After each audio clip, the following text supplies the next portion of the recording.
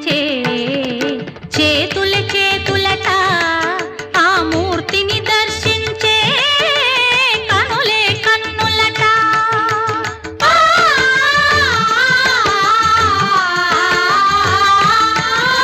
స్వామిని పూజించే